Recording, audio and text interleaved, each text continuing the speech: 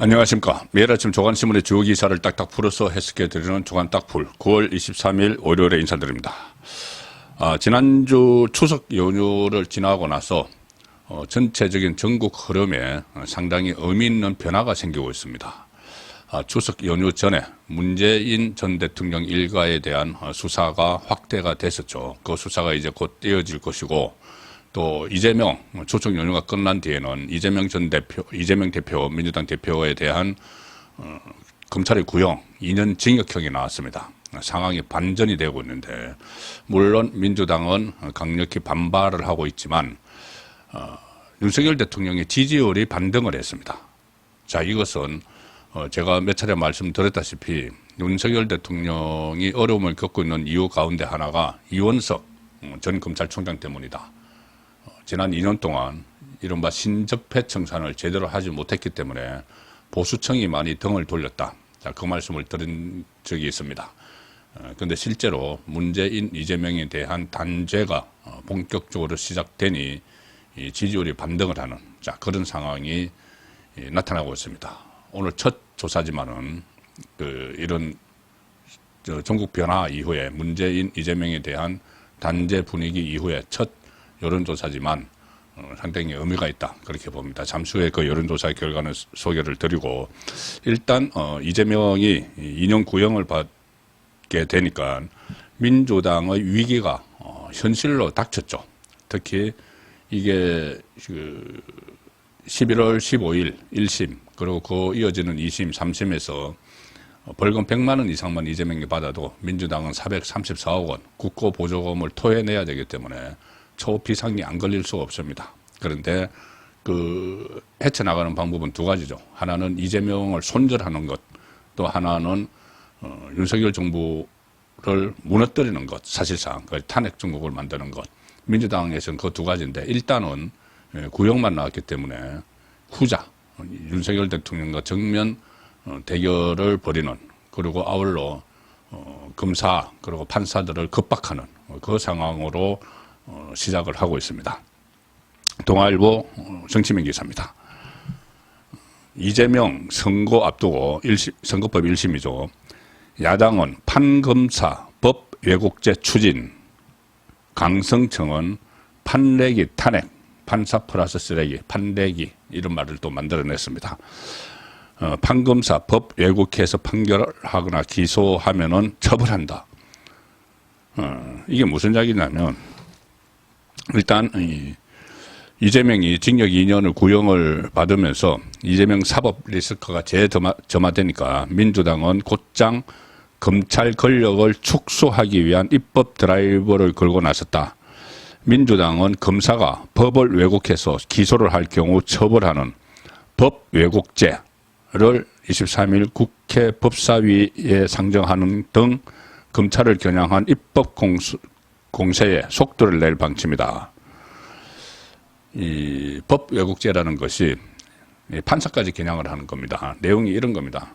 검사나 판사가 법을 왜곡해서 기소하거나 판결하는 경우 10년 이하의 징역과 자격정지에 처하게 하는 내용이다. 법 왜곡죄 추진은 이재명 재판과 관련해서 검찰의 사건 조작 프레임을 강화하려는 의도로 풀이된다. 그러니까 이재명이 계속 자기를 둘러싼 그 많은 사건들을 다 조작했다고 주장을 하죠.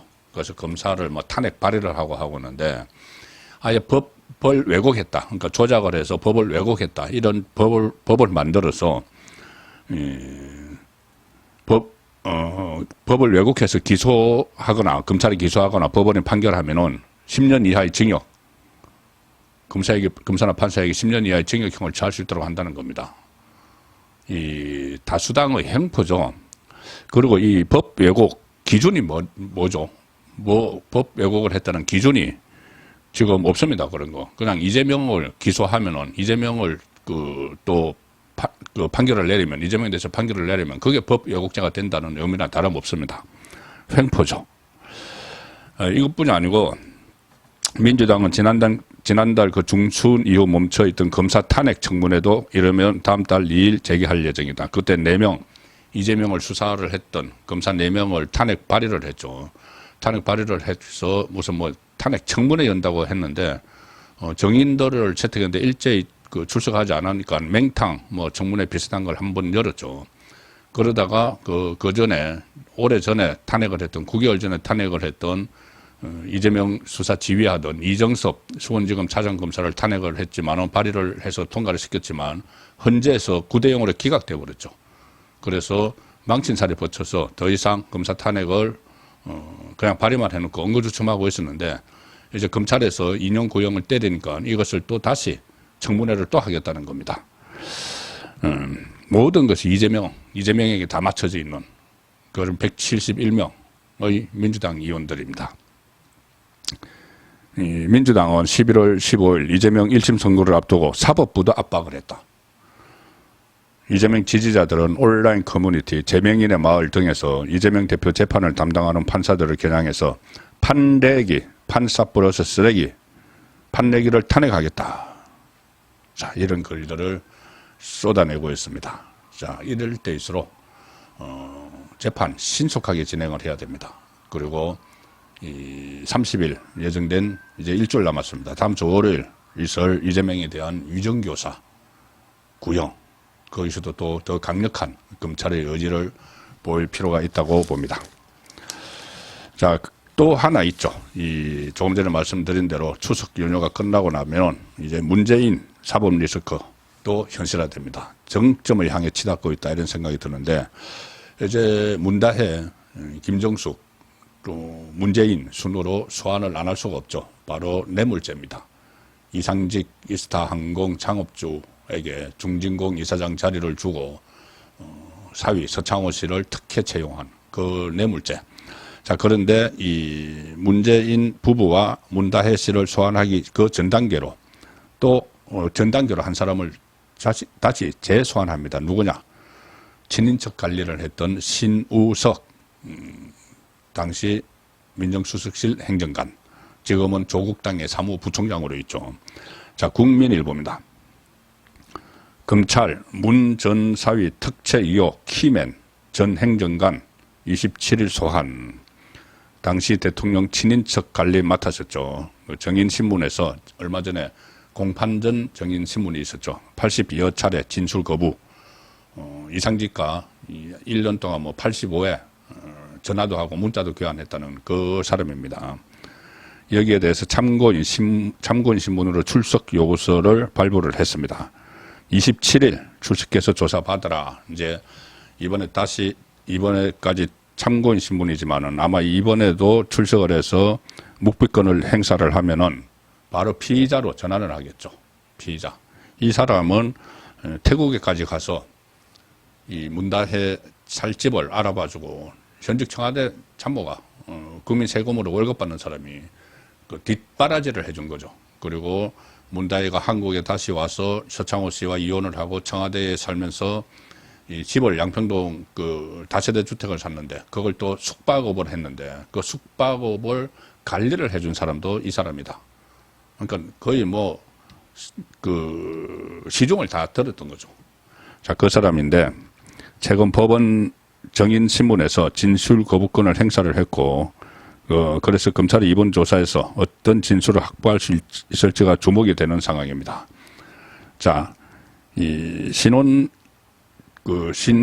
신원 10월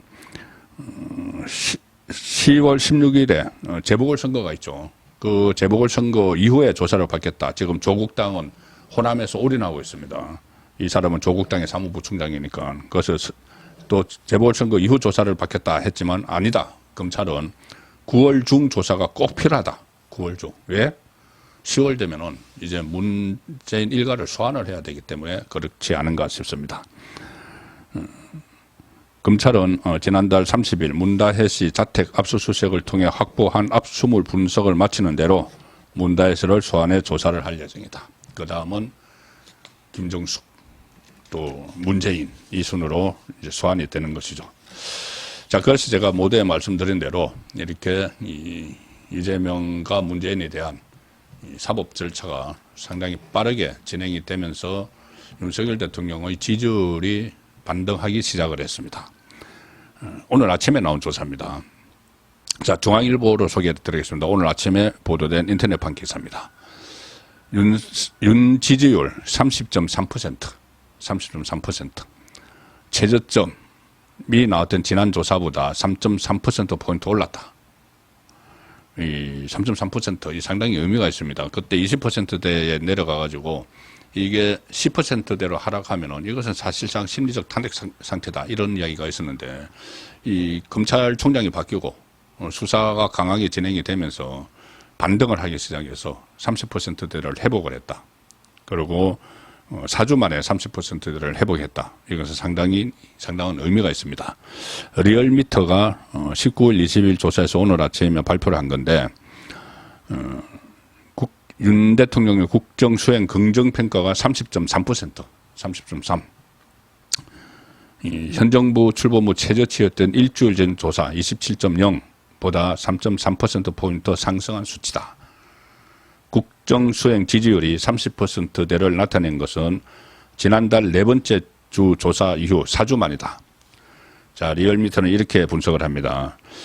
체코 원전 세일즈 외교 등 외교적 행보가 주된 가운데 더불어민주당 이재명 대표 사법 리스크 현실화 등 요인이 잇따르면서 지지율 하방 압력이 다소 약해진 양상이다. 하방이 약해졌다 이렇게 표현을 하지만 이것을 반등했다는 표현으로도 대체를 할 수가 있는 거죠. 국민의힘 지지율도 35.2%인데 지난주에 비해서 2.2%포인트 올랐다. 리얼미터 관계자는 이재명의 사법 리스크 고조 등 야당 실점 지수가 오른 상황에서 윤석열 한동훈 해동으로 주도적으로 전국 전환을 이룰지 살필 필요가 있다. 앞으로의 지지율 추이에 대해서. 자, 윤석열 한동훈 해동으로 전국 전환을 이룰지. 자, 이 문제를 짚어보겠습니다. 조선일보 일단 정치면 기사, 일면과 정치면 기사입니다. 일면 기사는 윤 대통령에게 독대 요청한 한동훈. 대통령실은 상황을 좀 보자. 이렇게 이야기를 했고, 해설 기사에서, 정치면 기사에서는 여권, 만찬에서 단합만 외치다 끝나면은 위기 돌파 어렵다. 뭔가 나와야 된다. 뭔가 나와야 된다. 자, 일단 기사를 먼저 소개해 드리죠. 지금 당정 관계가 불안한 게 맞습니다. 한동훈 대표가 24일 윤석열 대통령과 국민의힘 지도부 만찬을 하는데 그 만찬 회동 때 내일입니다. 윤석열 대통령과 별도 독대 자료를 마련해 달라고 대통령실에 요청을 했다. 의정 갈등 장기화 등으로 대통령과 여당 지지율이 동반 하락을 하자 한동훈 대표가 윤 대통령과 독대해서 전국 해법을 모색하려 한다는 해석이 나온다. 대통령실은 독대 요청을 받아들일지 고민 중인 것으로 알려졌다. 이건 뭘 고민을 하죠. 못 만날 이유가 독대해서 무슨 이야기라도 지금 나눠야죠. 근데 고민하고 있다. 상황을 좀 보자. 이 참모들이 이렇게 하면 안 되는 겁니다. 윤석열 대통령에게 무조건 만나시라고 해야 되는 거죠. 국민의힘 핵심 관계자는 이렇게 이야기했습니다. 추석 연휴 전후로 정부 여당에 대한 엄중한 민심을 확인한 한동훈 대표가 윤석열 대통령과 독대해 민심을 전하고 전국 해법을 건의하고자 하는 것으로 안다. 자, 근데 여기서 또 하나 짚어야 될 문제가 왜 이 한동훈 대표가 독대를 요청했다는 게 언론에 미리 보도가 되죠.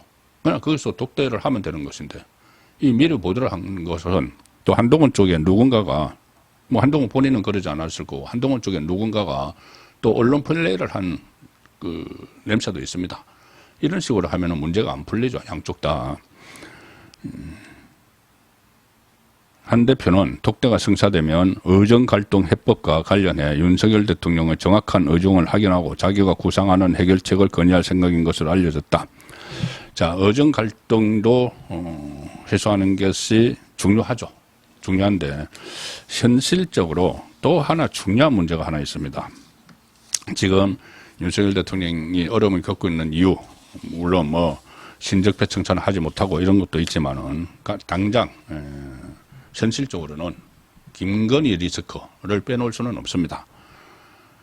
그래서 한동훈이 내일 윤석열 대통령과 독대를 하면서 김건희 리스크라는 뇌관을 건들지 그 부분이 그 부분을 저도 주목을 하고 있는데, 자, 한국일보가 그걸 썼습니다. 한국일보 정치면 기사입니다. 한동훈, 윤석열 대통령에게 김 여사 공개 활동 우려, 전달 가능성도 있다. 저는 전달을 할 필요가 있다고 봅니다. 가능성이 아니고 필요가 있다. 최근 이 한국일보 기사입니다. 최근 민심 악화의 주 원인으로 꼽히는 김건희 여사 문제도 비중 있게 다뤄질 수 있다. 내일 독대가 이루어지면은 한 대표는 명품백 수수 의혹과 관련해서 김 여사가 사과해야 한다는 의견을 밝혀왔다. 김 여사의 공개 활동 재개가 국민 정세에 어긋난다는 당내 우려를 윤 대통령에게 전달할 가능성도 거론된다. 자, 이 부분에 대해서는 일단 제 생각은 명품백 수수 의혹 여기에 대해서는 지금 사과하는 것은 타이밍도 맞지 않고 이것을 계속 제가 말씀드리지만은 물론 김건희 여사의 잘못이죠. 잘못인데 지금 정치적으로 민주당이 이걸 막 과장해서 퍼뜨리고 하는 이 상황에서 사과를 하면은 그걸로 문제가 종료되면 모르지만은 거기서부터 또 시작을 합니다. 민주당의 섭성을 보면은. 더구나 이재명, 문재인 사법위기가 최악에 있었기 때문에 이재명은 그동안 한 2년여 동안 본인이 사법위기가 최고조에 달하면은 항상 맞불러 놓은 것이 김건희 특검법이었습니다. 김건희 특검. 그렇게 막 맞불을 놨죠. 그래서 지금 상황은 사과를 하면은 오히려 이재명 쪽에 공격에 빌미를 준다. 그 생각은, 제 생각은 그렇습니다.